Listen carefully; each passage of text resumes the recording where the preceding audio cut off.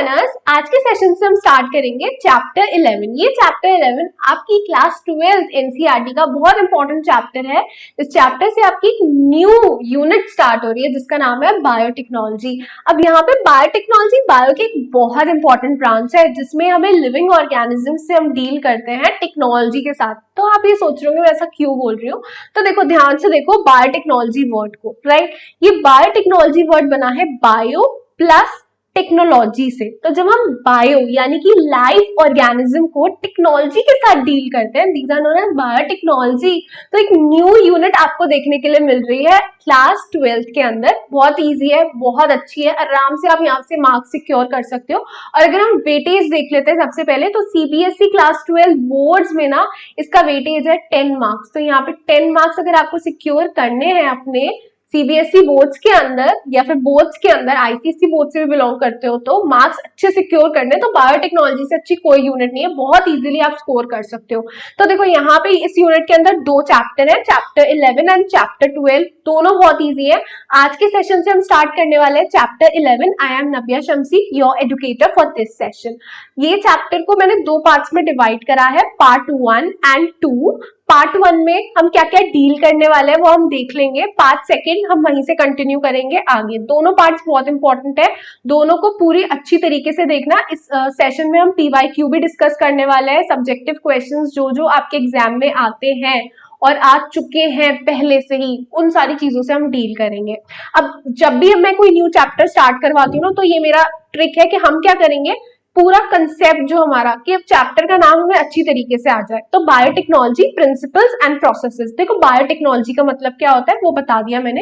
अब यहाँ पे बायोटेक्नोलॉजी के जो सिद्धांत है, प्रिंसिपल्स को हम बोलते हैं सिद्धांत, और उसके प्रोसेसेस, उनसे हम डील करेंगे। कैसे हम लिविंग ऑर्गेनिज्म को टेक्नोलॉजी के साथ यूज करके क्या ऑब्टेन करते हैं, वो सारी चीजें हम देखेंगे आपका इस चैप्टर 11 में।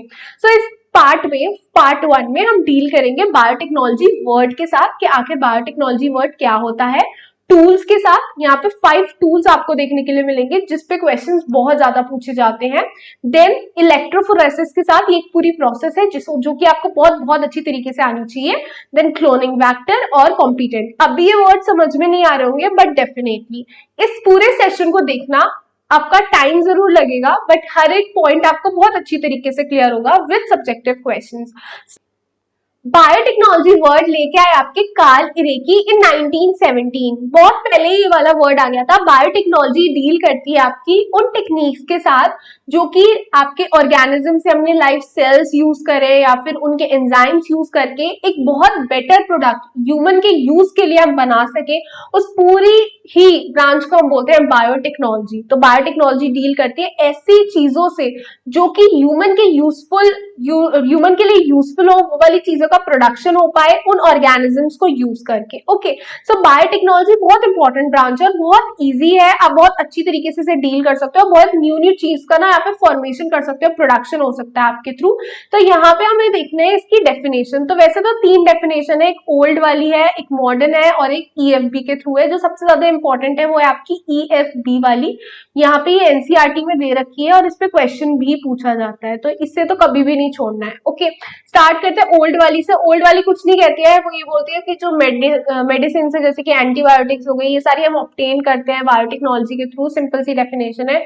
मॉडर्न वाली ये बोलती है कि यहाँ पे जितने भी हम ऑब्टेन कर रहे हैं यूजफुल प्रोडक्ट टू ह्यूमंस, ये सारा ना बेस्ड होते हैं जेनेटिक इंजीनियरिंग पे, तो इसे हम बोलते हैं मॉडर्न टेक्नोलॉजी। अब दिमाग में एक वर्ड आया होगा, ये जेनेटिक इंजीनियरिंग क्या होती है, तो बिल्कुल भी घबराने की जरूरत नहीं है, अब भी हम इसे एक्सप्लेन करेंगे यहाँ पे। ओके, तो वेट करो, तीसरी डेफिनेशन देखते हैं, which is according to EFB. EFB की फुल फॉर्म कभी मत भूलना, which is European federation of biotechnology. ये क्या कहती है, अकॉर्डिंग टू ईएफबी, यहाँ पे जब हम natural science of organism, cells, इन सब चीजों को मिला देते हैं मॉलिक्यूलर एनालॉग के साथ, तो हमें कुछ ऐसा रिजल्ट देखने के लिए मिलता है, हमें बेटर प्रोडक्ट देखने के लिए मिलती है, सर्विसेज हमें देखने के लिए मिलती है, ये सारी चीजें हमें देखने के लिए मिलती है। ओके, ये हमारी ईएफबी कहती है। अब प्रिंसिपल्स क्या क्या है बायोटेक्नोलॉजी के अंदर, तो 2 प्रिंसिपल्स है बहुत सिंपल से। एक है आपका जेनेटिक इंजीनियरिंग और दूसरा है आपका स्टरलाइजेशन टेक्निक। जेनेटिक इंजीनियरिंग क्या है, जेनेटिक इंजीनियरिंग, तो ध्यान से देखो जेनेटिक वर्ड, ठीक है, तो ये जेनेटिक वर्ड यहाँ पे ये डील करेगा जीन्स से, जितने भी जीन्स होते हैं उनसे डील करेगा। यहाँ पे जीन्स देखने के लिए मिलेंगे, जेनेटिक मटेरियल आपको देखने के लिए मिलेगा। ये क्या कहती है जेनेटिक इंजीनियरिंग, जब हम किसी भी ऑर्गेनिज्म का जेनेटिक मटेरियल को मॉडिफाई कर देते हैं, मतलब अपने अकॉर्डिंग चेंज कर देते हैं ताकि हम एक बेटर प्रोडक्ट उससे ऑब्टेन कर सके। उसका जो फिनोटाइप कैरेक्टर है, मतलब फिजिकल अपीयरेंस, यहाँ पर जो भी हमें वो प्रोडक्ट दे रहा था वो अब उससे ज्यादा बेटर प्रोडक्ट हमें दे सके उस चीज के लिए, ह्यूमन के यूज के लिए, तो उसे हम बोलते हैं genetic engineering, right. Sterilisation technique क्या होती है? स्टरलाइजेशन टेक्निक ये होती है कि जो आपने मैन्युपुलेट करा है, वो जो एक नई चीज आपने बनाई है, तैयार करी है, उसकी जो मैन्युफैक्चरिंग है, उसकी जो क्वांटिटी है, उसकी जो क्वालिटी है, उसे मेंटेन करके रखा जाए और कंटिन्यूअसली उसकी ग्रोथ करवाई जाए।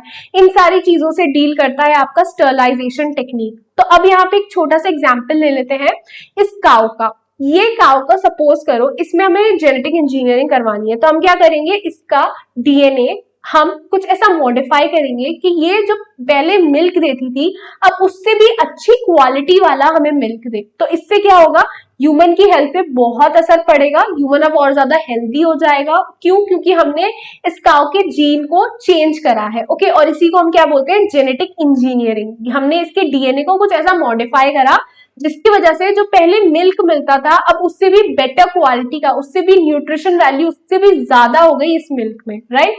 अब यहाँ पे एक और चीज ले लेते हैं, अगर आप वेजिटेरियन है, ऑब्वियसली हो सकते हैं वेजिटेरियन, तो उसमें ना हमें सब्जियां तो बहुत पसंद होती है, तो वेजिटेबल्स को भी हम कुछ ऐसा मॉडिफाई कर सकते हैं जिसके थ्रू जो पहले हमें क्वांटिटी मिल रही थी कार्बोहाइड्रेट, प्रोटीन्स की, फैट्स की, अब हमें हेल्दियर फैट्स देखने के लिए मिलेंगे, हेल्दियर प्रोटीन्स देखने के लिए मिलेंगी, अच्छी अच्छी चीजें हमें देखने के लिए मिलेंगी, विटामिन हमें ज्यादा देखने के लिए मिलेंगे, मिनरल्स की क्वांटिटी हम बढ़ा सकते हैं। तो ये सारी चीजें जेनेटिक इंजीनियरिंग के थ्रू पॉसिबल है। आई होप इतनी चीज आपको समझ में आ गई होगी कि जेनेटिक इंजीनियरिंग है क्या और हम इसे कैसे ह्यूमन के यूज के लिए यूज कर सकते हैं। स्टेप्स इन जेनेटिक इंजीनियरिंग, तो अगर स्टेप्स रहेंगे जेनेटिक इंजीनियरिंग करने के लिए, तो स्टार्ट करते हैं नंबर 1 से, identification of DNA with desirable genes. तो देखो यहाँ पे बहुत सारे जीन्स हमें देखने के लिए मिलते हैं, लेकिन आपको सबसे पहले आइडेंटिफाई करना है वो आपका डीएनए जिसके पास आपके डिजायरेबल जीन्स हो, ओके। उसके बाद आपको वो डीएनए इंट्रोड्यूस करवाना है होस्ट सेल में। ये होस्ट सेल क्या है, सपोज कर लो आपके पास ये काउ थी, राइट। ये काउ आपको मिल्क दे रही थी बट उतना अच्छी क्वालिटी वाला नहीं था। आपने एक अच्छा वाला जीन ले लिया जो कि काउ में जाएगा और उसके अंदर जो मिल्क प्रोडक्शन है उसकी क्वांटिटी भी और क्वालिटी भी दोनों को इंक्रीज कर देगा, ओके। सो आपने वो जीन उसमें इंट्रोड्यूस करवाया, अब जो मिल्क आ रहा है उसकी क्वालिटी बहुत ज्यादा अच्छी, न्यूट्रिशन वैल्यू और भी ज्यादा इंक्रीज हो गई। कैसे? वो जीन उसके अंदर जाने से। तो होस्ट सेल कौन हुआ? आपका काउ, जिसके अंदर आपने डिजायरेबल जीन को इंट्रोड्यूस करा, ओके। सो वो आपका होस्ट सेल है।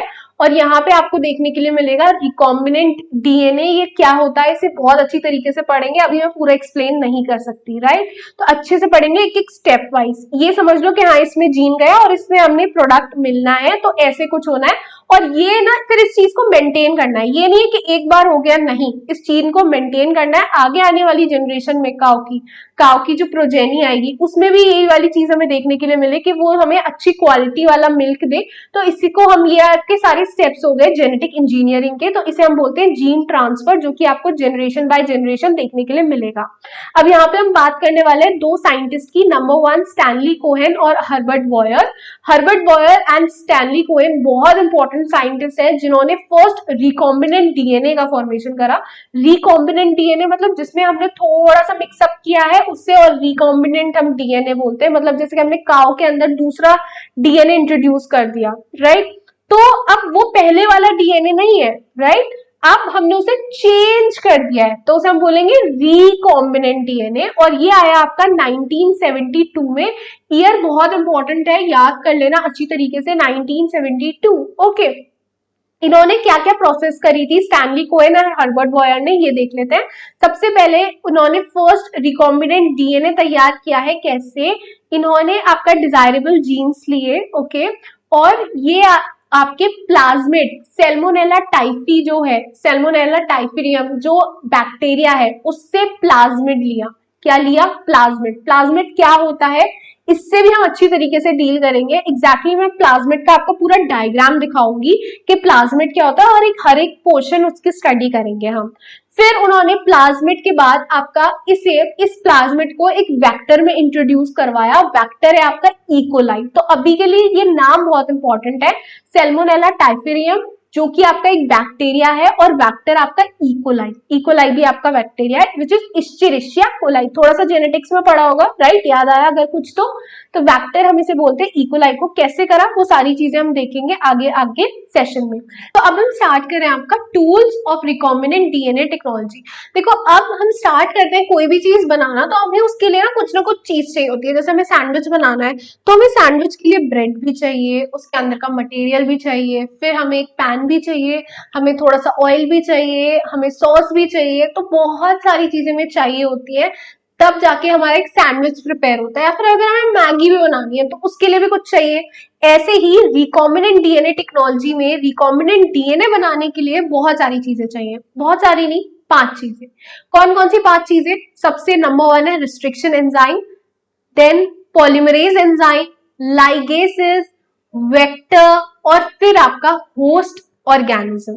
तो यहाँ पे इन 5 चीजों से मिलके तैयार होता है आपका एक रिकॉम्बिनेंट डीएनए। ओके, और ये रिकॉम्बिनेंट डीएनए तैयार होगा इन 5 चीजों से। तो नंबर 1 क्या है? नंबर 1 है आपकी रिस्ट्रिक्शन एंजाइम। इस रिस्ट्रिक्शन एंजाइम को ना मैं बोलती हूँ मॉलिक्यूलर सीजर। कौन सी सीजर? मॉलिक्यूलर सीजर, जो कि मॉलिक्यूल्स को कट करती है, यानी कि डीएनए मॉलिक्यूल को कट करती है, इसलिए इसका नाम रखा है मॉलिक्यूलर सीजर। तो ये डीएनए को कट करेगी। ओके, फिर यहाँ पे उसे हम डीएनए लाइगेज के थ्रू, ये डीएनए लाइगेज वर्क करता है as a Fevicol, Fevicol, glue, किसी का भी आप एग्जाम्पल ले सकते हैं। और ये दोनों फिर एक साथ मिक्सअप करके हम इसे ऐड कर देते हैं वेक्टर के अंदर। वेक्टर के अंदर हम इसे इंट्रोड्यूस कर देंगे। वेक्टर क्या होता है इसका पूरा डायग्राम देखेंगे हम, डरने की जरूरत नहीं है।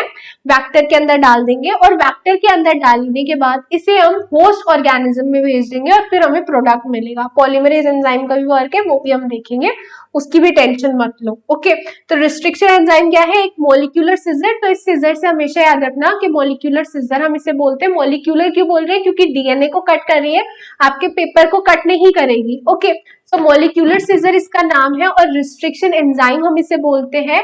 इससे हम कट करेंगे डीएनए को, और फिर डिजायरेबल जो भी जीन्स होंगे उन्हें हम कट करेंगे। लाइगेसेस, जो कि आपका आप बोल सकते हो ग्लू है, गम है, फेविकॉल है, जिसके थ्रू डीएनए स्टिक करेंगे हम। ओके, और वेक्टर के अंदर भेजेंगे, वेक्टर से आपका होस्ट ऑर्गेनिज्म के अंदर भेजेंगे और फिर प्रोडक्ट मिलेगा हमें। तो ऐसे हम प्रिपेयर करते हैं रिकॉम्बिनेंट डीएनए टेक्नोलॉजी को। ओके, सो यहाँ पे देखो एक एक करके पहले तो हम ये पढ़ेंगे कि रिस्ट्रिक्शन एंजाइम क्या होता है, पॉलीमरेज एंजाइम क्या होता है, लाइगेसेस, आपका वेक्टर और होस्ट ऑर्गेनिज्म, इन्हें तो हमें आराम से पढ़ना है। इस पे देखो एक क्वेश्चन आया 2011 पे कि आपको बस बताना है list the key tools used in the recombinant DNA technology. तो सिर्फ आपको की टूल्स बताने हैं, सिर्फ आपको ये 5 नेम मेंशन कर देने हैं।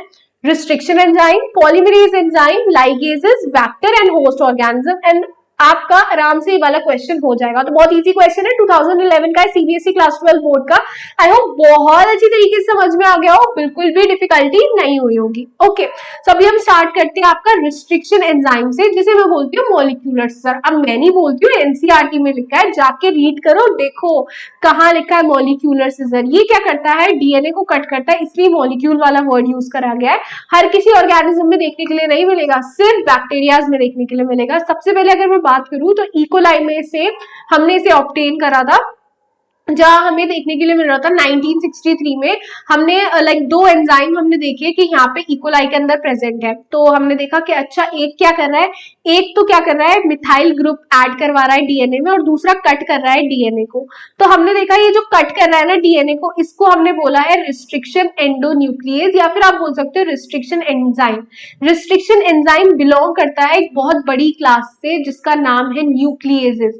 ये जो न्यूक्लियेजेस है ना, ये आपके 2 तरीके के होते हैं। 2 तरीके के कैसे? एक होता है आपका एक्सोन्यूक्लियेज और एक होता है आपका एंडोन्यूक्लियस। ये एक्सोन्यूक्लियस और एंडोन्यूक्लियस क्या है? एक्सोन्यूक्लियस एक ऐसा आपका रिस्ट्रिक्शन एंजाइम है जो कि आपको देखने के लिए मिलता है, ये सपोज कर लो डीएनए 1 और 2 दो स्ट्रैंड्स है, बीच में से कट करेगा ऐसे ऐसे एकदम स्ट्रेट कट करेगा, तो इसे हम बोलते हैं एक्सोन्यूक्लियस।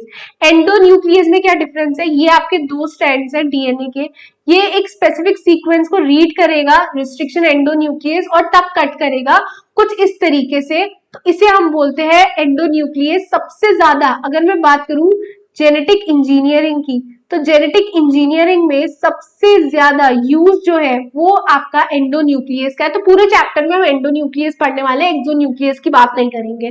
तो क्या बात करेंगे? एंडोन्यूक्लियस की। तो सबसे पहले बात करें सबसे फर्स्ट रेस्ट्रिक्शन एंडोन्यूक्लियस की, ये आपका हिंद सेकंड है। हिंद सेकंड का नाम है हीमोफिलस इन्फ्लुएंजी डी सेकंड। अब ऐसे कैसे बोल सकती हूँ मैं किसी का भी नाम? तो इसके लिए एक स्पेसिफिक मेथड है जिससे हमने इसका नाम रखा हिंद सेकंड। और अगर हम देखें इधर इस कॉर्नर पे, तो देखो यहाँ पे आपको देखने के लिए मिल रहा है explain with the help of suitable example the naming of the restriction endonuclease, कि कैसे हम नाम रखते हैं रिस्ट्रिक्शन एंजाइम का। 2014 में क्वेश्चन आया हुआ है और भी ईयर्स में आया हुआ है, एक मैंने स्पेसिफिक यहाँ पे मेंशन कर दिया है कि 2014 में आया सीबीएसई बोर्ड्स में। तो कैसे नाम रखते हैं, तो ये तो देखना पड़ेगा कि एग्जैक्टली कैसे नेमिंग होती है एक रिस्ट्रिक्शन एंजाइम की। उससे पहले ये सुनो कि क्या करता है हिंड सेकंड। हिंड सेकंड आपका एक रिस्ट्रिक्शन एंडोन्यूक्लियस है, तो एक स्पेसिफिक सीक्वेंस को रीड करेगा फिर कट करेगा। कौन सा स्पेसिफिक सीक्वेंस? उस स्पेसिफिक सीक्वेंस को हम बोलते हैं रिकॉग्निशन सीक्वेंस, जिसपे जाके वो कट करता है। और ये होता है आपका 6 बेस पेयर्स का, ये आपका स्पेसिफिक है, ये चेंज नहीं होगा, तो हमेशा याद रखना 6 फॉर हिंद सेकंड। ओके, अब यहाँ पे एक और चीज सुन लो, ये जो हिंद सेकंड है इसके अलावा 900 आपके पास रिस्ट्रिक्शन एंजाइम प्रेजेंट है, जो कि हमने 230 स्ट्रेन्स बैक्टीरिया से ऑब्टेन करें, 230 के अबाउट हमने देखे, उनसे ऑब्टेन करें। मोर देन 900 रिस्ट्रिक्शन एंजाइम हमें देखने के लिए मिलते हैं। अब बात करते हैं कि नेमिंग कैसे हुई। तो देखो फर्स्ट लेटर जो है वो कैपिटल एस का, कैपिटल एच ये शो कर रहा है हीमोफिलस, यानी किसके? जीनस को। किसको? जीनस को, फर्स्ट लेटर। दूसरा वाला आई एन ये डिनोट कर रहा है इसके स्पीशीज वाले पार्ट को। ओके, डी, ये जो डी है यहाँ पे तो स्मॉल डी है ना, इसे यहाँ पे कैपिटल करके लिखा है, ये डिनोट कर रहा है इसकी स्ट्रेन को, कि कौन से स्ट्रेन ऑफ बैक्टीरिया से लिया गया है। ये जो हिंद सेकंड है ये आपका ऑर्डर को डिनोट कर रहा है कि किस ऑर्डर में आपने इसे ऑब्टेन करा है बैक्टीरिया से, हीमोफिलस इन्फ्लुएंजी से। हीमोफिलस इन्फ्लुएंजी क्या है? आपका बैक्टीरिया जिससे आपने ऑब्टेन करा है हिंद सेकंड को, और ये हीमोफिलस इन्फ्लुएंसी डी स्ट्रेन को डिनोट कर रहा है और सेकंड ऑर्डर को डिनोट कर रहा है। आई होप इतनी चीज समझ में आ गई होगी अच्छी तरीके से। तो एक और एग्जांपल देख लेते हैं इको RI1 का। देखो ई डिनोट कर रहा है आपका इश्चेरिशिया को, CO डिनोट कर रहा है कोलाई को, और R डिनोट कर रहा है स्ट्रेन को। स्ट्रेन कौन सी है इसकी? RY। ओके, आई डिनोट कर रहा है 1-3 को, तो इसे हमने ऑब्टेन करा होगा जिस ऑर्डर में, तो 1-3 उसी का डिनोशन है। ओके, फिर हम बात कर रहे हैं आगे हम बात कर रहे हैं अलग अलग रिस्ट्रिक्शन एंडोन्यूक्लियस की। तो अलग अलग रिस्ट्रिक्शन एंडोन्यूक्लियस कौन कौन से आपके? BAMH1, EcoRI1, SAL1। दो तो हमेशा याद रखना, चाहे कुछ भी भूल जाओ, दो हमेशा याद होने चाहिए आपके रिस्ट्रिक्शन एंडोन्यूक्लियस आपको।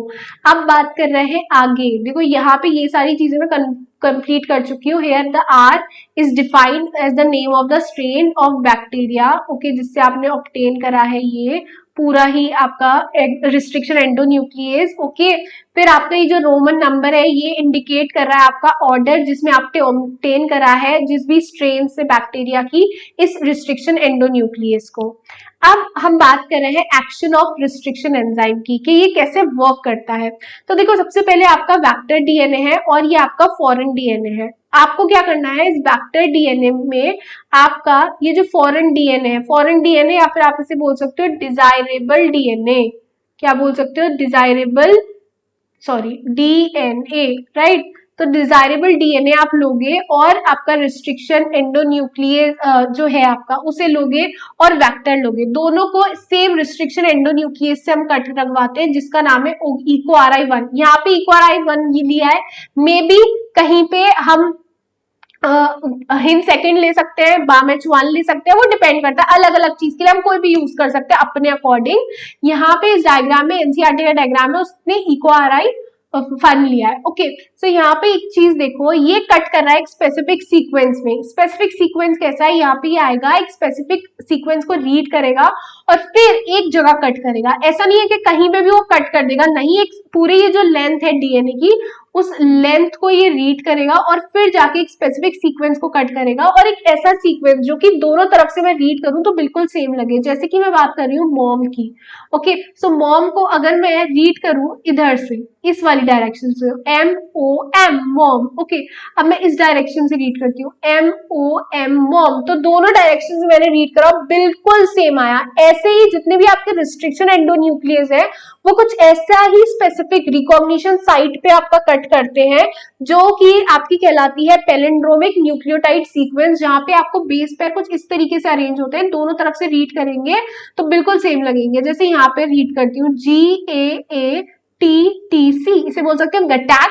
ओके यहां से रीड करूंगी GAATTC गटैक, बिल्कुल सेम सीक्वेंस है। ऐसे सीक्वेंस को हम बोलते हैं पैलिंड्रोमिक न्यूक्लियोटाइड सीक्वेंस, और इस ये ऐसे ही कट करते हैं जितने भी आपके रिस्ट्रिक्शन एंजाइम होते हैं। तो आपका EcoRI1 जो कि आपका दे रखा है एनसीईआरटी में, उसका पैलिंड्रोमिक सीक्वेंस क्या है, GAATTC विच इज गटैक। ओके सो गटैक क्या करेगा, ये जो पूरा सीक्वेंस है गटैक, ये कट हो जाएगा और यहाँ पे क्या होता है, आपका एडेनिन और आपका थाइमीन, ये आपका हाइड्रोजन के डबल बॉन्ड से अटैच होते हैं। ग्वानीन और साइटोसिन, सॉरी ग्वानीन एंड साइटोसिन आपका ट्रिपल बॉन्ड से अटैच होते हैं, ट्रिपल हाइड्रोजन बॉन्ड से, ये आपका डबल हाइड्रोजन बॉन्ड है। तो जब क्या होगा, आपके बॉन्ड टूटेंगे। क्यों टूटेंगे, क्योंकि रिस्ट्रिक्शन एंजाइम इन्हें कट कर रहा है डीएनए के सीक्वेंस को। तो यहाँ पे क्या रह जाएंगे, रिस्ट्रिक्ट आपके छोटे छोटे से हाइड्रोजन बॉन्डिंग रह जाएगी। तो इसलिए हम इसे क्या बोलते हैं, स्टिकी एंड। जो यहाँ पे मेंशन किया हुआ है स्टिकी एंड एनसीईआरटी में, वो यही डिस्क्राइब कर रहा है कि बॉन्ड्स टूटे तो वहां पे छोटे छोटे से रह गए पार्ट्स जो कि स्टिकी एंड है, दोबारा मिलाना चाहोगे दोबारा मिल जाएंगे, किसी और से मिलाना चाहोगे तो किसी और से मिल जाएंगे। कैसे मिलेंगे वो हम आराम से देखेंगे इस पूरे ही सेशन में। आगे चलते हैं। देखो ये वाली चीज हमने कवर अप कर ली, मैंने आपको बता दिया कि कैसे आपका वर्क करता है रिस्ट्रिक्शन एंडोन्यूक्लियस। ओके फिर आपका ये 10th वाला पॉइंट के पैलिंड्रोमिक सीक्वेंस क्या होता है, पैलिंड्रोमिक न्यूक्लियोटाइड सीक्वेंस गटैक EcoRI1 के लिए, वो चीज हमने पढ़ ली अच्छी तरीके से। क्या होता है ओरिएंटेशन, अगर हम सेम रखें रीडिंग का तो दोनों ही स्ट्रैंड्स के अगर हम रीड करें सीक्वेंस बेस पे तो बिल्कुल एग्जैक्टली सेम आते हैं। तो अभी हम देखो क्वेश्चन देख लेते हैं। यहाँ पे जो क्वेश्चन दे रखा है, explain the significance of palindromic nucleotide sequence in the formation of recombinant DNA. दोनों बिल्कुल एग्जैक्टली आपको बताना है कि सिग्निफिकेंस क्या है। देखो पैलिंड्रोमिक सीक्वेंस बिल्कुल सेम होगा ना, तो इससे क्या होगा, हमारा जो आपको क्लोनिंग है वो बहुत अच्छी तरीके से हो जाएगी, दूसरे से हमें अटैच करना है वो बहुत अच्छी तरीके से हो जाएगा। स्पेसिफिक जो जेनेटिक इंजीनियरिंग है ना वो अच्छी तरीके से आपको देखने के लिए मिलेगी। 2017 में आया हुआ क्वेश्चन है। ओके मूव करते हैं नेक्स्ट क्वेश्चन पे। नेक्स्ट क्वेश्चन के दो पार्ट है, पार्ट 1 एंड पार्ट 2। पार्ट 1 आपसे कह रहा है illustrate the recognition sequence of EcoRI1 and mention what such sequence are called. तो देखो यहाँ पे सबसे पहले आपको बताना है कि कौन सा सीक्वेंस है EcoRI1 में जो कि आपको देखने के लिए मिलता है पैलिंड्रोमिक सीक्वेंस, तो वो है आपका GAATTC विच इज गटैक। ओके और इस सीक्वेंस को हम क्या बोलते हैं, इस सीक्वेंस को हम बोलते हैं पैलिंड्रोमिक न्यूक्लियोटाइड सीक्वेंस। ओके फिर आपको बताना है how does restriction endonuclease act on the DNA molecule, कैसे एक्ट करता है रिस्ट्रिक्शन एंजाइम। तो आपको एक बताना है कि एक स्पेसिफिक को देखेगा, स्पेसिफिक डीएनए को देखेगा, और इसके लिए आप हेल्प ले सकते हो इस 9th वाले पॉइंट की। क्या कहता है 9th वाला point, each restriction endonuclease function by inspecting करता है पूरे लेंथ ऑफ डीएनए की, फिर एक स्पेसिफिक रिकॉग्निशन सीक्वेंस पे जाके बाइंड अप होता है, फिर वहां जाके कट लगाता है, जो कि आपका शुगर फॉस्फेट बॉन्ड जो पूरा बना हुआ है, उस पूरे जो आपको हाइड्रोजन बॉन्डिंग देखने के लिए मिल रही है वो ब्रेक हो जाएगी, और वो कुछ इस तरीके से आपको देखने के लिए मिलेगा रिस्ट्रिक्शन एंडोन्यूक्लियस का वर्क। ओके इतनी चीज क्लियर हुई, आगे चलते हैं। आगे हमने ये सारी चीजें देख ली कि ये कैसे होता है, स्टिकी एंड्स क्या होते हैं। अब देखो स्टिकी एंड्स बन गए, ओके, वेक्टर वाले में भी और फॉरेन डीएनए में भी। वेक्टर वाला मतलब जिसमें हमें अटैच करवाना था, कैसे अटैच करवाना था वो भी हम देखेंगे, और जो आपका दूसरी तरफ, दोनों तरफ स्टिकी एंड्स बन गए। तो इन स्टिकी एंड्स को ना हम चिपकाते किससे हैं, चिपकाते हम एक ग्लू से है, और इस ग्लू को हम बोलते हैं डीएनए लाइगेज, जो कि अभी मैंने आपको बताया था।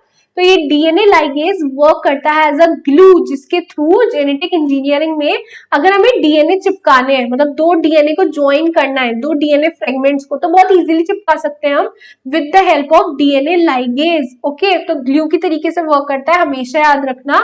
अब यहाँ पे देखो ये क्वेश्चन है 2012 का सीबीएसई का क्वेश्चन है। क्या कह रहा है ये question, state the role of DNA ligase in biotechnology. तो ये मत लिख के आ जाना कि ये फेविकॉल है या ये ग्लू है, ये क्या करने के वर्क करता है, ये ज्वाइन करने में वर्क करता है कोई भी दो डीएनए फ्रेगमेंट्स को। ओके, लेकिन याद कब कैसे रखोगे, फेविकॉल ग्लू से, तो हमेशा याद रखोगे कि हाँ ये क्या करता है काम, ज्वाइनिंग का।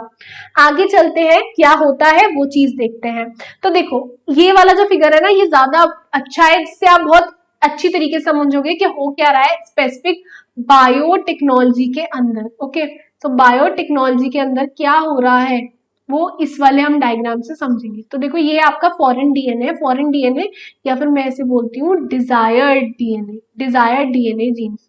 ओके, सो इधर हम एक एग्जांपल ले लेते हैं। ये आपका एक डीएनए है, ओके, इसका आपको ये वाला जीन, ये जीन ए बहुत पसंद है, ये ठीक है, इस ये एक जीन आपको बहुत पसंद है, तो ये वाली चीज हम देख लेते हैं।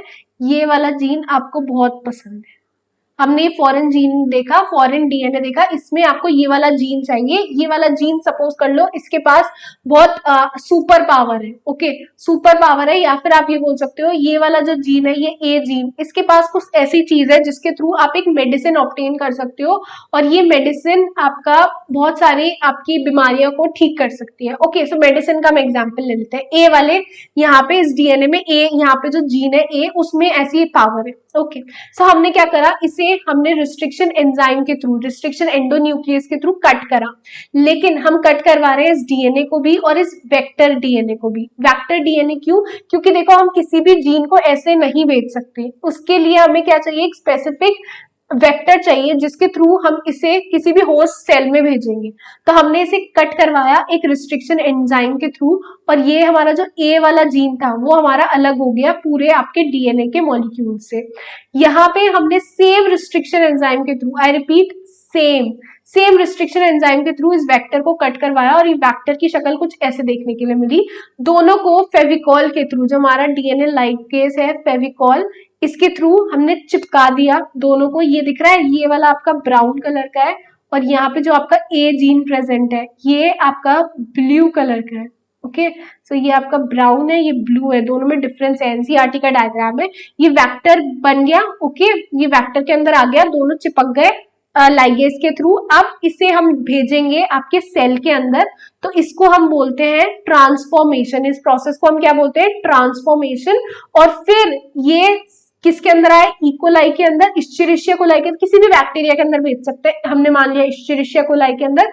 और फिर क्या कर रहा है, ये रेप्लिकेट कर रहा है, रेप्लिकेट कर रहा है, या फिर ये कह सकते हो प्रोजेनी बना रहा है। तो आपकी प्रोजेनी बन के तैयार हो जाएंगी, और फिर इनसे आपको क्या मिल जाएगा, प्रोडक्ट, जो भी आपको जो मेडिसिन बनानी थी, जो आपको मेडिसिन चाहिए थी, वो आपको मिल जाएगी। तो कुछ इस तरीके से हो रहा है। सबसे पहले हमने क्या करा, हमने सबसे पहले चूज करा अपना डिजायरेबल जीन जो हमें चाहिए था, तो ए जीन हमने देखा कि हमें ए जीन चाहिए। फिर दूसरे स्टेप पे हमने क्या करा, उस दूसरा वेक्टर को चूज करा। फिर थर्ड स्टेप में हमने कट करवाया जिस रिस्ट्रिक्शन एंजाइम से आपकी डीएनए, डिजायर डीएनए सीक्वेंस को, उसी को हमने कट करवाया, वेक्टर को भी उसी वाले रिस्ट्रिक्शन एंजाइम से। दोनों को स्टिक कर दिया with the help of DNA ligase, और बन के तैयार हो गया आपका रिकॉम्बिनेंट, जो आपका वेक्टर एक न्यू बन के तैयार हो गया। फिर सिक्स्थ जो प्रोसेस है ट्रांसफॉर्मेशन की, उसे हमने सेल के अंदर भेज दिया, और सेवेंथ वाली प्रोसेस में नए नए सेल्स का प्रोडक्शन करवाया। 7 स्टेप समझ में आ गए पूरे बायोटेक्नोलॉजी के अंदर। मूव करते हैं आगे सेपरेशन एंड आइसोलेशन पे। तो अभी हम बात कर रहे हैं, देखो हमने फ्रेगमेंट्स तो काट लिए थे विद द हेल्प ऑफ आपका रिस्ट्रिक्शन एंजाइम के थ्रू, लेकिन यहाँ पे क्या कटिंग के बाद सारे सही टाइप के फ्रेगमेंट्स कटते हैं, नहीं ऐसा नहीं होता, बहुत सारे फ्रेगमेंट्स तैयार हो जाते हैं। तो उसमें से भी ना आपको बहुत अच्छी तरीके से सेपरेट करना आना चाहिए। तो ऐसे देखो, कोई भी डीएनए वाली चीज आप हाथ से तो सेपरेट नहीं कर सकते ना। ये दाल चावल नहीं है कि आपने चावल अलग कर दिए दाल अलग कर दी, नहीं, ये आपका ऐसी चीज है जो आपको ऐसे नेकेड आई से नहीं दिख रही है। तो इससे अच्छी तरीके से देखने के लिए, समझने के लिए अलग अलग जो छोटे छोटे फ्रेगमेंट्स तैयार हो गए रिस्ट्रिक्शन एंडोन्यूक्लियस के थ्रू, उन्हें सेपरेट करने के लिए हम एक बहुत इंपॉर्टेंट प्रोसेस यूज करते हैं जिसका नाम है gel electrophoresis. Gel electrophoresis exam में बहुत ज्यादा पूछी जाती है और बहुत इंपॉर्टेंट क्वेश्चन है जेल इलेक्ट्रोफोरेसिस का। यहाँ पे हमें क्या देखने के लिए मिलता है, जितने भी डीएनए के फ्रेगमेंट्स होते हैं उन्हें हम सेपरेट करते हैं एक इलेक्ट्रिक फील्ड के थ्रू। हम क्या करते हैं, हमें पता है कि जितने भी डीएनए है ना वो सारे नेगेटिवली चार्ज है। कैसे है, नेगेटिवली चार्ज, और हम इन्हें एक एनोड के थ्रू एक इलेक्ट्रिक फील्ड हम लगाते हैं और एक एनोड पे हम इन्हें भगाते हैं, और ये एक मैट्रिक्स में भाग रहे हैं। मैट्रिक्स मतलब यहाँ पे एक मीडियम है जिसमें ये पूरा फ्लोट करते हैं, ऐसे ही नहीं मूव करते। वो मीडियम है आपके अगारोस जेल का। अगारोस जेल बहुत इंपॉर्टेंट आपकी वर्ड है, ये अगारोस जेल बहुत बार पूछा गया है कि आपका इलेक्ट्रोफोरेसिस में कौन सा आपको देखने के लिए मिलता है मैट्रिक्स, तो वो है आपका अगारोस जेल। और ये अगारोस जेल हम ऑब्टेन करते हैं सीवीड से। किससे ऑब्टेन करते हैं, सीवीड से। एक नेचुरल पॉलीमर है जो कि हम यूज करते हैं जेल इलेक्ट्रोफोरेसिस में। हम क्या करते हैं, इसमें अलग अलग सेपरेशन करने के लिए, कि अलग अलग आपका सेपरेट हो जाए डीएनए के फ्रेगमेंट्स, तो अगारोस जेल को हम यूज करते हैं पूरा आपका सेपरेशन के लिए।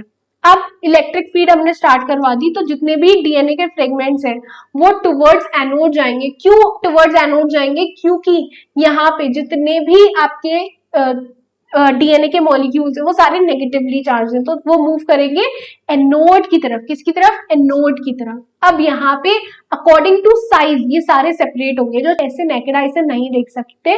तो इसीलिए ना हम यूज करते हैं इल्यूजन वर्ड, या फिर हम क्या यूज करते हैं, इथिडियम ब्रोमाइड। इथिडियम ब्रोमाइड में हम इसे स्टेन करवाते हैं और फिर हम यूवी रेडिएशन के थ्रू इसका एक्सप्लोजर करते हैं, तब जाके हमें ऑरेंज बैंड्स देखने के लिए मिलते हैं। डीएनए के छोटे छोटे जो फ्रेगमेंट्स हैं उनके जो बैंड्स देखने के लिए मिलते हैं, इसी को हम क्या बोलते हैं, ऑरेंज बैंड्स। अब ये जो सेपरेशन हो रहा है और अलग अलग बैंड्स का अगारोस जेल के ऊपर, इसे हम अपना डिजायरेबल उस चीज को, जो हमारा डिजायरेबल प्रोडक्ट है उसे पाने के लिए ये सब जो हमने करा है कि इथिडियम ब्रोमाइड से स्टेन भी करवाया है, इलेक्ट्रोड पूरा जो आपका इलेक्ट्रोफोरेसिस प्रोसेस है ये सब कुछ करवाई है, अलग अलग सेपरेट करा है हर एक डीएनए को। अब इसे उस अगारोस जेल में से निकालेंगे, उस अगारोस जेल में से उठाएंगे, एक्सट्रैक्ट करेंगे उस जेल पीस को। तो इस प्रोसेस को हम बोलते हैं इल्यूजन। इल्यूजन क्या प्रोसेस है, जो हमने सेपरेट करा है डीएनए को, उस डीएनए फ्रेगमेंट को निकालेंगे, एक्सट्रैक्ट करेंगे उस जेल पीस में से, और उसको हम बोलते हैं इल्यूजन। अब यहाँ पे जो डीएनए फ्रेगमेंट को हमने ऑब्टेन करा है, इसी को हम आगे जो प्रोसेस है रिकॉम्बिनेंट डीएनए की उसमें लेके जाएंगे और क्लोनिंग वेक्टर के साथ जोड़ेंगे, ज्वाइन करना चाहेंगे। तो इसके लिए सबसे पहले क्लोनिंग वेक्टर क्या होता है ये पढ़ेंगे। इसके थ्रू यहाँ पे क्वेश्चन देख लो, क्वेश्चन है यहाँ पे, how does one can visualise DNA on an agarose gel. कैसे विजुअलाइज कर सकते हैं हम डीएनए को अगारोस जेल के ऊपर। तो सबसे पहले हमें स्टेनिंग करवानी पड़ेगी, किसके थ्रू, इथिडियम ब्रोमाइड के थ्रू। फिर हमें एक्सप्लोजर करवाना पड़ेगा यूवी रेडिएशन के थ्रू, तब जाके हमें ऑरेंज बैंड को दिखेंगे। तो ये वाली चीज समझ में आ गई। एग्जाम्पल का क्वेश्चन था, बहुत अच्छा क्वेश्चन है, बहुत ज्यादा टफ नहीं है, बहुत ईजी क्वेश्चन है, यहीं पे वाली चीज सॉल्व हो गई। ओके, मूव करते हैं क्लोनिंग वेक्टर से। क्लोनिंग वेक्टर क्या है, जिसमें आपको ये पूरा जो आपका डिजायरेबल डीएनए सीक्वेंस है जो आप भेजना चाहते हो, और फिर यही जाएगा आपका होस्ट सेल में। ओके, तो ये जो वेक्टर है ये आपका प्लाज्मिड भी हो सकता है और आपका बैक्टीरियोफेज भी हो सकता है। प्लाज्मिड मतलब, प्लाज्मिड आपका देखने के लिए मिलता है, these are autonomously replicating circular extra chromosomal DNA, जो कि आपको बैक्टीरियाज के अंदर देखने के लिए मिलता है। बैक्टीरिया में पता है आपको क्या देखने के लिए मिलते हैं, प्लाज्मिड। प्लाज्मिड एक बहुत छोटे से होते हैं, जो कि आपको नॉर्मल डबल स्टैंडर्ड डीएनए देखने के लिए मिलता है वैसे नहीं होते, सर्कुलर होते हैं शेप में। और बैक्टीरियोफेज क्या होते हैं, बैक्टीरियोफेज आपका ऐसे वायरसेस है जो कि डीएनए को इन्फेक्ट करते हैं। तो प्लाज्मिड और बैक्टीरियोफेज दोनों बिल्कुल डिफरेंट हो गए। प्लाज्मिड तो सर्कुलर आपका एक्स्ट्रा क्रोमोसोमल डीएनए है, और जो बैक्टीरियोफेज है वो क्या है, आपके वायरस इन्फेक्टिंग बैक्टीरिया है। कॉपी नंबर क्या होता है, ये कॉपी नंबर ना अलग अलग वेक्टर का अलग अलग होता है। ओके, ये वैरी करता है 15 to 100 पर सेल, तो ये डिफरेंट चीज है। तो कॉपी नंबर जितना भी आपका लाइक वो कॉपी करेगा, जितनी भी कॉपीज प्रेजेंट रहेंगी उसके सेल के अंदर, वो उससे हम बोलते हैं कॉपी नंबर। और ये अलग अलग बहुत ज्यादा वेरिएशन आपको इसमें देखने के लिए मिलता है, लगभग 15 to 100 कॉपीज पर सेल आपको देखने के लिए मिलती है। अब यहाँ पे फर्स्ट जो आपका आर्टिफिशियल क्लोनिंग वेक्टर है वो डेवलप हुआ था 1977 में बाय बोलिवर एंड रोड्रिगुएज, और इसका नाम था PBR322। PBR322 को देखना चाहोगे तो देखो ये कुछ इस तरीके से दिखता है PBR322। ओके, बहुत अच्छा है देखने में। ओके, P से आपका डिनोट कर रहा है ये प्लाज्मिड को, प्लाज्मिड है इसलिए P से हम इसे डिनोट कर रहे हैं, B से बोलेवर और R से रोड्रिगुएज। ये 322 ये स्ट्रेन के नंबर को डिफाइन करा है, उस ऑर्डर के नंबर को डिफाइन करा है जिससे इन्होंने ऑब्टेन करा है 322 वर्ड। ओके, अब यहाँ पे हर एक पार्ट को जो आपका वेक्टर है, ये आपका प्लाज्मिड जो वर्क कर रहा है एज अ वेक्टर, इसके हर एक पार्ट को देखना है। जैसे कि ORI क्या होता है, सिलेक्टेबल मार्कर क्या होता है, क्लोनिंग साइट क्या होती है, ये सारी चीजें हमें अच्छी तरीके से देखनी है। ओके, तो स्टार्ट करते हैं हम नंबर 1 ORI से। तो देखो हर एक वेक्टर के अंदर आपको ORI देखने के लिए मिल रही है। इस वेक्टर के अंदर आपको कहाँ देखने के लिए मिल रही है, आपको यहाँ पे देखो, यहाँ पे ये देखने के लिए मिल रही है ORI। ORI की फुल फॉर्म क्या है, it is origin of replication. ये वो जगह है जहां से रेप्लिकेशन स्टार्ट होगा। रेप्लिकेशन क्या होता है, DNA से DNA का फॉर्मेशन। अब क्योंकि प्लाज्मिड DNA ही है लेकिन सर्कुलर वाला, तो ये क्या करेगा, रेप्लिकेट तो होगा। कैसे होगा, अपनी तरीके से होगा, रेप्लिकेशन होगा, इसमें देखने के लिए मिल रहा है। और कहां से होगा, ORI से, ORI वाली जगह से रेप्लिकेशन स्टार्ट होगा। कोई भी अगर मैं DNA इससे लिंक कर दूं जिसके अंदर ORI प्रेजेंट है उस प्लाज्मिड उस वेक्टर के अंदर, तो डेफिनेटली वो क्या होगा, आगे बहुत अच्छी तरीके से रेप्लिकेट करेगा और मुझे बहुत अच्छे अच्छे प्रोडक्ट देखने के लिए मिलेंगे। अब नेक्स्ट है आपका सिलेक्टेबल मार्कर। तो देखो सिलेक्टेबल मार्कर क्या होता है, जो भी लाइक आपके वेक्टर को, एक वेक्टर है ठीक है, इसको ना हमने इंट्रोड्यूस करवाया आपका होस्ट सेल के अंदर। ओके, सो दो चांसेस हो सकती है, मे बी ये जाए और ये ना जाए। मतलब एक चांसेस में तो आपको देखने के लिए मिलेगा ये इसके अंदर चला गया, और एक में आपको देखने के लिए मिलेगा ये इसके अंदर नहीं गया, ये वाला वेक्टर। ओके, सो इससे तो हम बोलते हैं आपका ट्रांसफॉर्मेंट, कि ये ट्रांसफॉर्म हो गया। ओके, और इसको हम बोलते हैं नॉन ट्रांसफॉर्मेंट, यानी कि ये ट्रांसफॉर्म नहीं हुआ, तो इसे हम बोलते हैं नॉन ट्रांसफॉर्मेंट। तो इसमें हम डिफरेंस कर सकते हैं with the help of selectable marker. अब ये सिलेक्टेबल मार्कर क्या होता है, कैसे डिफरेंस करते हैं, ये वाली चीज हमें देख लेते हैं।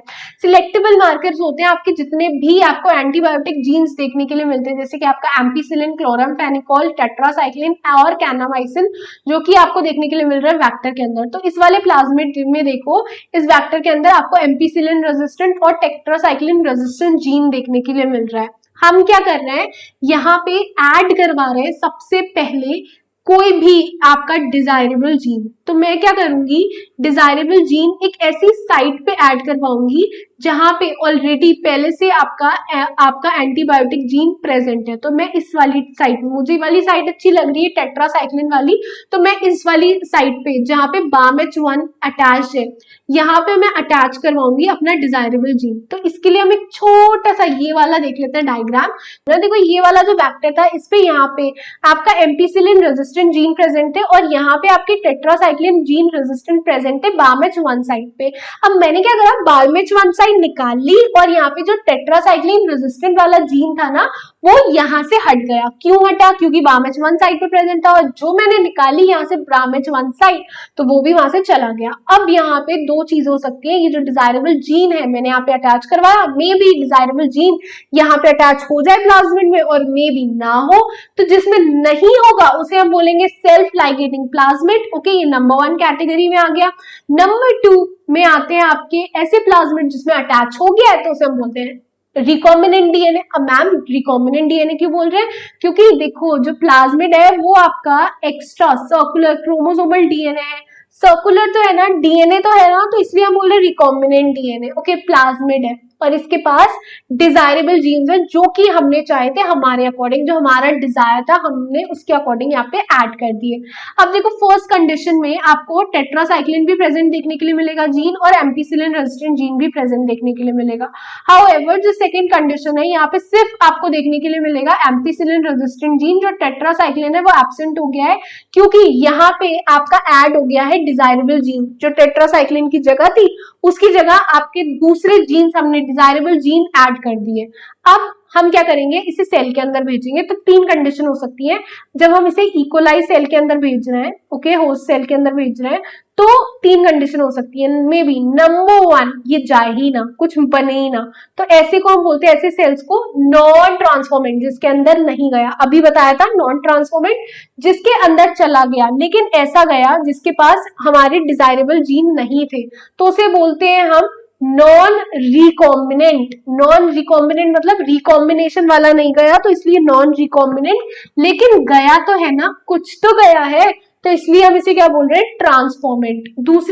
तीसरी चीज जो तीसरी कैटेगरी आपको यहाँ पे देखने के लिए मिल रही है, इट इज यहाँ पे रिकॉम्बिनेंट गया है, ओके, तो इसलिए रिकॉम्बिनेंट हम इसे बोल रहे हैं, और क्योंकि गया है तो इसलिए ट्रांसफॉर्मेंट बोल रहे हैं, क्योंकि ट्रांसफॉर्मेशन की प्रोसेस यहाँ पे देखने के लिए मिल रही है। अब सिलेक्टेबल मार्कर का कैसे यूज होता है वो चीज देख लो, प्रोसेस पूरी मैंने बता दी। तो इसके लिए हम सिलेक्टेबल मार्कर को टेस्ट करने के लिए ना कि ये गया है या नहीं गया है, आंखों से तो नहीं दिखता है ना, तो इसे टेस्ट करने के लिए हमने एक वेसल लिया, ओके, इस वेसल में मैंने डाल दिया आपकी एम्पीसिलिन, ओके, एम्पीसिलिन मैंने डाल दी। तो अब नंबर 1 सब यहाँ पे सबसे पहले मैं इसमें डालूंगी आपका फर्स्ट सेल कौन सा आपका, ये तो नहीं कर रहे नॉन ट्रांसफॉर्मेंट वाला, हम ट्रांसफॉर्मेंट में और नॉन ट्रांसफॉर्मेंट में, नॉन रिकॉम्बिनेंट में और रिकॉम्बिनेंट में कैसे डिफरेंस कर सकते हैं with the help of selectable marker, ये देख ले रहे हैं। तो मैंने क्या करा, फर्स्ट वाला सेल, ये सेकंड वाला सेल लिया आपका, ओके, तो ये सेकंड वाला सेल मैंने यहाँ पे इसमें ऐड करवाया आपका एम्पीसिलिन पूरी एंटीबायोटिक्स में। अब यहाँ पे मुझे क्या देखने के लिए मिला, क्योंकि इसके अंदर एम्पीसिलिन रेजिस्टेंट जीन प्रेजेंट थी तो ये बहुत अच्छी तरीके से ग्रो करा। रेजिस्टेंट जीन प्रेजेंट है तो इससे तो कुछ हो ही नहीं सकता, ओके, एम्पीसिलिन से, तो इसलिए यहाँ पे जो आपका सेकंड सेल है वो बहुत अच्छी तरीके से ग्रो करी। उसके बाद मैंने क्या करा, जो थर्ड वाली सेल है, जो थर्ड सेल थी आपकी, उसे मैंने यहाँ पे ऐड करवाया। मैंने ये देखा कि यहाँ पे एम्पीसिलिन वाले मीडियम में यहाँ पे भी वो अच्छी तरीके से ग्रो करिए, कोई उसे अफेक्ट नहीं हो रहा है, आपकी जो रिकॉम्बिनेंट जो दूसरी सेल है थर्ड सेल उसे भी, ओके। दूसरी कंडीशन में मैंने क्या करा, एक वेसल लिया, ओके, और इस वेसल में मैंने ऐड करा आपका टीटी मतलब आपका टेट्रासाइक्लिन, ओके। इस टेट्रासाइक्लिन वाले कंटेनर में मैंने ऐड करा सबसे पहले आपका सेकंड वाला जीन। अब यहाँ पे सेकंड वाला जो आपका सेल है इसके पास नॉन रिकॉम्बिनेंट है, यहाँ पे मतलब ऐसे जीन्स प्रेजेंट है जो कि टेट्रासाइक्लिन रेजिस्टेंट है, यहाँ पे दिख रहा है क्योंकि सेल्फ लाइगेटिंग प्लाज्मिड इसमें गया है, टेट्रासाइक्लिन जीन यहाँ पे रेजिस्टेंट प्रेजेंट है, BAMH1 साइट यहाँ से नहीं हटी। तो यहाँ पे आपको क्या देखने के लिए मिलेगा, ये टेट्रासाइक्लिन जो आपकी एंटीबायोटिक है उसमें अच्छी तरीके से ग्रो करेगा, सेकेंड वाला सेल इसे कोई भी इफेक्ट नहीं होगा। फिर आएगी आपका थर्ड जो आपका सेल है, मैंने इसमें वो ऐड करा। यहाँ पे थर्ड जो आपका सेल है वो इस वाले मीडियम में नहीं कर पाएगा ग्रो। क्यों नहीं कर पाएगा ग्रो, इसलिए नहीं कर पाएगा ग्रो क्योंकि इसके पास जीन प्रेजेंट नहीं है जो कि टेट्रासाइक्लिन रेजिस्टेंट होता है, तो वो ग्रो नहीं कर पाएगा, तो वो आधा अधूरा है, तो वो वहीं पे मर जाएगा, ओके। तो इससे हमें पता चल जाएगा कि ये नॉन रिकॉम्बिनेंट है और ये रिकॉम्बिनेंट है, जो मर गया वो रिकॉम्बिनेंट है। क्यों मरा, क्योंकि उसके पास टेट्रासाइक्लिन जीन नहीं थी, उसकी जगह आपका डिजायरेबल जीन वहां पे ऐड हो गए थे टेट्रासाइक्लिन रेजिस्टेंट जीन की तरह जगह। तो इसलिए हम इस वाली प्रोसेस के हम क्या बोलते हैं, इंसर्शनल एक्टिवेशन, ओके, इसको हम क्या बोलते हैं, इंसर्शनल एक्टिवेशन। और ये सिलेक्टेबल मार्कर है जिसके थ्रू हम बहुत आसानी से डिफरेंशिएट कर सकते हैं ट्रांसफॉर्मेंट नॉन ट्रांसफॉर्मेंट सेल में, non recombinant and recombinant cell में, ओके। आई होप इतनी चीज बहुत अच्छी तरीके से समझ में आ गई हो। क्लोनिंग साइट क्या है ये भी बहुत समझ में आ गया है, तो इसे हम थोड़ा सा पढ़ लेते हैं। देखो more than one recognition site हमें देखने के लिए मिलती है वेक्टर के अंदर, जहाँ पे आप क्लोनिंग भी करवा सकते हो। हम एग्जांपल ले लेते हैं, जैसे कि आपका फॉरेन डीएनए डीएनए का BAM-H1 साइट का, जहां पे मैंने क्या करवाया, टेट्रासाइक्लिन जीन रेजिस्टेंट प्रेजेंट थी, तो वहीं पे मैंने इंसर्शन करवाया। अब अगर मैं चाहूं इसे तो मैं एम्पीसिलिन मीडियम पे ग्रो करवा सकती हूँ और उससे बहुत इजीली मैं डिफरेंशिएट कर सकती हूँ। अब यहाँ पे हम बहुत इजीली से डिफरेंशिएट कर सकते हैं। BAM-H1 साइट पे मैंने अटैच करवा दिया टेट्रासाइक्लिन रेजिस्टेंट जीन, वहां से चला गया। अब नॉन ट्रांसफॉर्मेंट और ट्रांसफॉर्मेंट में बहुत इजीली डिफरेंशिएट हम कैसे कर सकते हैं कि देखो नॉन ट्रांसफॉर्मेंट है वो तो हर कंडीशन में मर जाएगा। मैंने यहाँ पे फर्स्ट कंडीशन आपको इसलिए नहीं करके दिखाई, देखो फर्स्ट में अगर मैं डालूंगी इसे एम्पीसिलिन वाले मीडियम में, ये उसी वक्त इसकी डेथ हो जाएगी, ये मतलब बिल्कुल खत्म हो जाएगा, सेल ग्रो ही नहीं कर पाएगा क्योंकि इसके पास तो कोई रेजिस्टेंट जीन प्रेजेंट ही नहीं है, ना इस वाले मीडियम में ग्रो कर पाएगा क्योंकि फर्स्ट वाले में भी ये ना फर्स्ट वाले मीडियम में ना सेकंड मीडियम में फर्स्ट सेल कोई भी मीडियम में ग्रो नहीं कर पाएगा क्योंकि उसके पास कोई रेजिस्टेंट जीन है ही नहीं। तो हम बहुत इजीली यहाँ पे डिफरेंशिएट कर सकते हैं नॉन ट्रांसफॉर्मेंट एंड ट्रांसफॉर्मेंट में, साथ ही साथ नॉन रिकॉम्बिनेंट एंड रिकॉम्बिनेंट में भी डिफरेंशिएट कर सकते हैं, okay, with the help of these antibiotics, right. तो सिलेक्टेबल मार्कर समझ में आया आई होप अच्छी तरीके से। तो देखो यहाँ पे क्वेश्चन है, explain the importance of selectable marker with the help of suitable example. 2019 में आया हुआ क्वेश्चन है, अच्छा क्वेश्चन है, okay. Move on to the next question. Next question है आपका, name the selectable marker in the cloning vector PBR322। तो selectable marker कौन कौन से हैं आपके, एक हो गया आपका एम्पीसिलिन रेजिस्टेंट, एक हो गया आपका टेट्रासिलिन रेजिस्टेंट, और ये क्वेश्चन 2016 का है, ओके, जो कि आपको देखने के लिए मिल रहा है। इसका रोल भी आपको बताना है, तो इससे आप क्या कर सकते हो, डिफरेंशिएट कर सकते हो नॉन ट्रांसफॉर्मेंट और ट्रांसफॉर्मेंट सेल में, प्लस यहाँ पे आप ये लिख सकते हो रिकॉम्बिनेंट और एंड नॉन रिकॉम्बिनेंट, हम इसमें भी डिफरेंशिएट कर सकते हैं बहुत आसानी से। 2016 का सीबीएसई बोर्ड का क्वेश्चन है। Move on to the next. यहाँ पे देखो ये वाला जो क्वेश्चन है आपको मैच करना है the given figure in the diagram. ये वाला आपको ऊपर वाला डायग्राम है, आपको बताना है, रिप्रेजेंटेशन देखने के लिए मिल रहा है PBR322 का, which one of the given options correctly identifies the certain composition, okay। तो ये आपका एक MCQ है जो कि आपको सॉल्व करना है, तो आपको बताना है करेक्ट स्टेटमेंट कौन सा है। नंबर 1, ORI को हम बोलते हैं original restriction enzyme, no, it's a wrong statement. ROP is reduced osmotic pressure, no. Hind third and EcoRI1 is selectable markers, no. Ampicillin resistant and tetracycline resistant antibiotic resistant gene, yes. This is the answer for question। तो इस question के लिए answer D बिल्कुल perfect है। कैसे देखो, origin of replication, ये इसकी पूरी फुल फॉर्म है, ओके। ये आरओपी क्या है, आरओपी आपका ऐसा आप बोल सकते हो रेप्लिकेशन ऑफ द प्लाज्मिड है, ये हम इसे बोलते हैं replication of the plasmid, like यहाँ पे प्रोटीन का फॉर्मेशन होता है पूरा। तो ये आपका रिड्यूस ऑस्मोटिक प्रेशर तो कभी भी नहीं हो सकता, बिल्कुल रॉन्ग स्टेटमेंट है, ओके, इसे क्रॉस कर दो, रॉन्ग स्टेटमेंट है। फिर आपका थर्ड जो है, ये दोनों आपके रिस्ट्रिक्शन एंडोन्यूक्लियस है, ओके। तो अगर ये ऑप्शन होता एंडोन्यूक्लियस तो डेफिनेटली हम इसे टिक करते, but not selectable marker. I hope ये वाली चीज बहुत अच्छी तरीके से समझ में आ गई हो।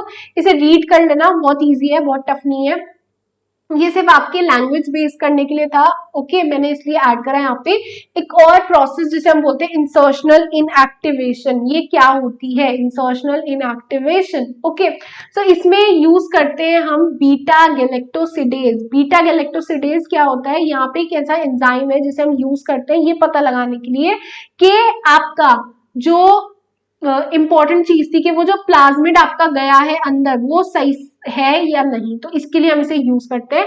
इसमें क्या होता है, अगर ये उधर चला गया है, ओके, आपका पूरा प्लाज्मिड उधर चला गया है, तो ये क्या करते हैं, एकदम वाइट हम बोल सकते हैं, किसी भी बिना कलर वाली बॉडीज को प्रोड्यूस करेगा, ओके।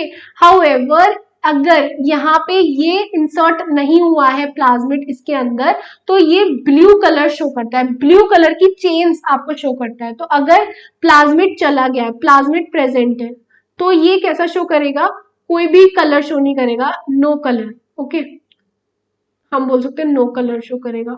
और अगर प्लाज्मिड नहीं गया है, प्लाज्मिड एब्सेंट है, सॉरी एब्सेंट, तो ये क्या कलर शो करेगा, ब्लू कलर।